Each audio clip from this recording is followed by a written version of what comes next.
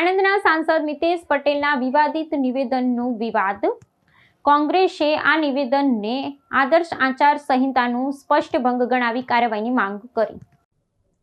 સત્તાના નશામાં અહંકારી ભાજપના નેતાઓ, ધારાસભ્યો અને સંસદ સભ્યો બેફામ વાણી વિલાસ કરી રહ્યા છે.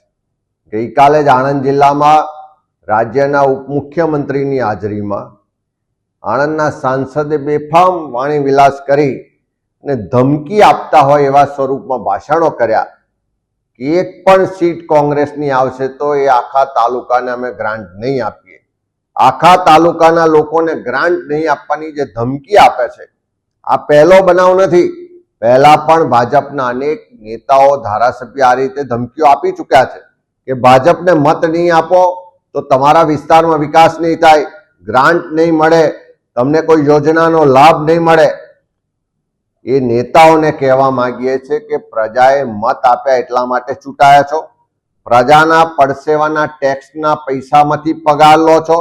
પ્રજાના પડસેવાના પૈસામાંથી રાજ્ય સરકારનું બજેટ બને છે અને એ બજેટમાંથી આ વિવિધ વિકાસની ગ્રાન્ટો આવે છે.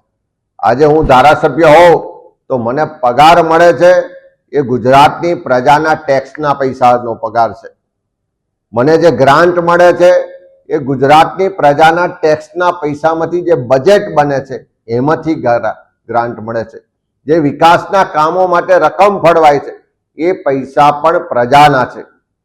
કોઈના ઘેરથી કોઈના બાપના પૈસા નથી. આ પ્રજાના પૈસામાંથી વહીવટ કરવા એના ચોકીદાર તરીકેની જવાબદારી ચૂંટાયેલા પ્રતિનિધિઓની છે. ત્યારે ત્યાં આણંદના સાંસદ વાણી વિલાસ કરે કે આંકલાવ તાલુકામાં ભારતીય જનતા પાર્ટીની સીટ આવશે એટલે બાકીના લોકોને ગ્રાન્ટ નહીં આપીએ. વિકાસથી વંચિત રાખવા માંગો છો, ભેદભાવ કરવા માંગો છો, વિકાસના નામે ધમકીઓ આપીને મત લેવા માંગો છો. લોકો ભૂતકાળમાં પણ જવાબ આપી ચૂક્યા છે, આવનારા દિવસોમાં પણ જવાબ આપશે. હું રાજ્યના મુખ્યમંત્રી, દેશના વડાપ્રધાન નરેન્દ્રભાઈ મોદીને કહેવા માંગુ છું કે તમારા ધારાસભ્ય, તમારા સંસદ સભ્ય, તમારા નેતાઓ આ રીતે લોકોને ધમકી આપે છે, શું એમાં તમે સંમત છો? એને તમારું પીઠબળ છે? ગુજરાતની જનતા બહુ સમજુ ને શાણી છે. પ્રજાના પરસેવાના પૈસામાંથી પગાર લો છો, પ્રજાના ટેક્સના પૈસામાંથી ગ્રાન્ટ મેળવો છો અને ગ્રાન્ટ ફાળવવા માટે ધમકી આપવામાં આવે, વિકાસના નામે ધમકી આપવામાં આવે, ધમકી આપીને મત લેવાનો પ્રયત્ન કરવામાં આવે, એવા લોકોને આવનારી 26 તારીખે ગુજરાતની જનતા પણ જવાબ આપશે, એમની શાન પણ ઠેકાણે લાવશે. અને એવા નેતાઓને પણ કહેવા માંગુ છું કે અભિમાન જે તમારું છે એને ઉતારી દેજો, સત્તાના નશામાંથી બહાર આવજો. આ તમારા કોઈ ઘરના પૈસા નથી, આ પ્રજાના પૈસા છે. પ્રજાના વિકાસ માટે વાપરવાના હોય છે. એમાં કોઈ તમે દયાદાન કરતા નથી. તમે તો એક સિસ્ટમનો ભાગ છો. આ રીતે ધમકી આપવાથી પ્રજા ડરી જવાની નથી. અને ખાસ કરીને આંકલાવની વાત કરું તો એ તો આખો કાંટાગાળો છે. ત્યાંના લોકો કદાચ આર્થિક રીતે એટલા સક્ષમ નહીં હોય પણ રાજકીય કોઠા સૂદ ધરાવનારા લોકો છે. તમારી આવી પોકળ ધમકીઓ, આવા પોકળ ભાષણોથી કોઈ ડરે એવા નથી.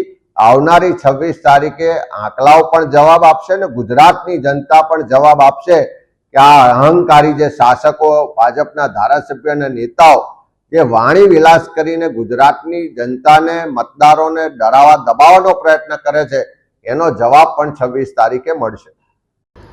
ગુજરાતમાં સ્થાનિક સ્વરાજની ચૂંટણીઓમાં આણંદના સાંસદ ભાજપાના જે રીતે જાહેર સભાની અંદર આંકલાવ ખાતે જે રીતે ધાક ધમકી ભર્યું આખું એમનું પ્રવચન કર્યું કે તમે જો ભાજપના ઉમેદવારને નહીં જીતાડો તો તમને ગ્રાન્ટ નહીં ફાળવવામાં આવે.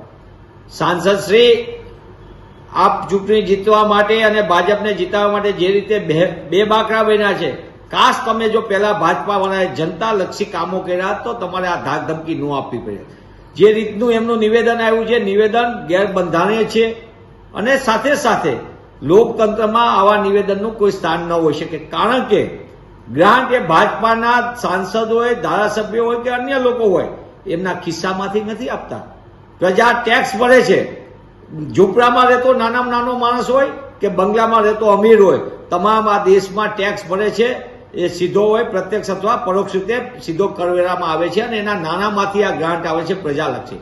હા, ભાજપાના સાંસદને એ પણ ખબર હોવી જોઈએ કે તમે ગ્રાન્ટમાં જે કમિશનો ગોઠવો છો, તમે જે રીતે ભાજપાએ આખું મોડેલ બનાવ્યું છે ચંદાદો ધંધાલોનું, એના કારણે આજે ગુજરાતના સામાન્ય માણસને જે મળવાપાત્ર સામાન્ય સેવાઓ હોય એનાથી પણ વંચિત રહેવું પડશે. આંકડાઓનું નિવેદન વખતે રાજ્યના ગૃહમંત્રીશ્રી હોય એ સંપૂર્ણપણે સંવિધાન ઉપર શપથ લઈને બેઠા છે, ત્યારે સાંસદના આવા બે જવાબદાર નિવેદનથી એ વાત સ્પષ્ટ થાય છે કે ભાજપા હારી રહી છે અને ડરનો માહોલ એટલો બધો છે, પ્રજાનો આક્રોશ એટલો બધો છે, એટલે આવા નિવેદનો કરીને પ્રજાને ધમકાવવા માંગે છે, મતદાતાઓને ધમકાવવા માંગે.